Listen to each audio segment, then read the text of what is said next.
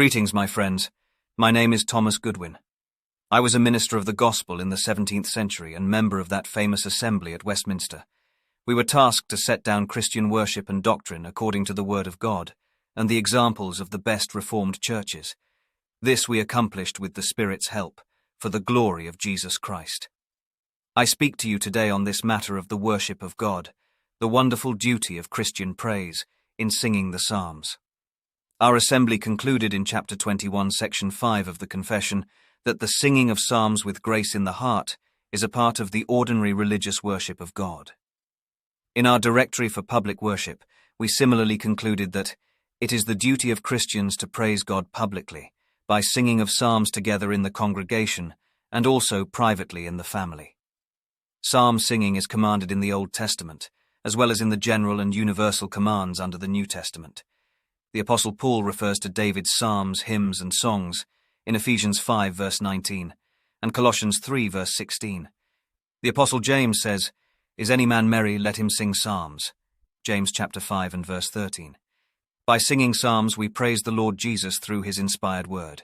We glorify God, edify others with whom we sing, and edify ourselves.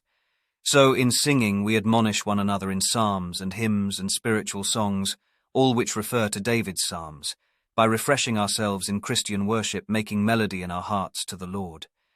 The singing of psalms is a duty of such comfort and profit that it really does not need any recommendation for any who observe God's regulative principle of worship. But I fear that in your day, churches have overwhelmingly changed the worship of God, taken objections and exceptions against our confession and directory, and have corrupted biblical worship with their own inventions. Our devotion to Jesus Christ is best secured where the matter and words are of immediate divine inspiration. And so, following the best Reformed churches who were and are of like mind, I encourage you to consider the singing of psalms exclusively with scriptural and historic precedent. As our assembly believed these assertions as divinely commanded, so even many outside the assembly set down the same biblical opinions in their writings, such men as Thomas Manton, John Owen, Thomas Watson, Matthew Mead, Thomas Doolittle, James Janeway, and Stephen Charnock, and many others. Consider that Christ has particularly directed his church to worship him in a manner suitable to his character, and in no other way, regardless of what people may think or prefer. Our Westminster Directory is an exclusive psalmody document which holds unswervingly to the regulative principle of worship.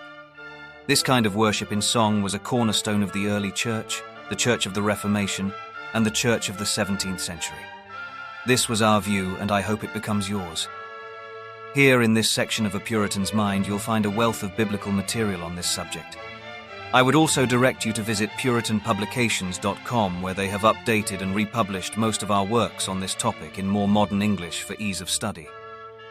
I leave you with my blessing, that you would be more sanctified in your study of this most important topic concerning the worship of the Father, Son, and Spirit, in his ordained means through Jesus Christ, the only Saviour of men. Amen.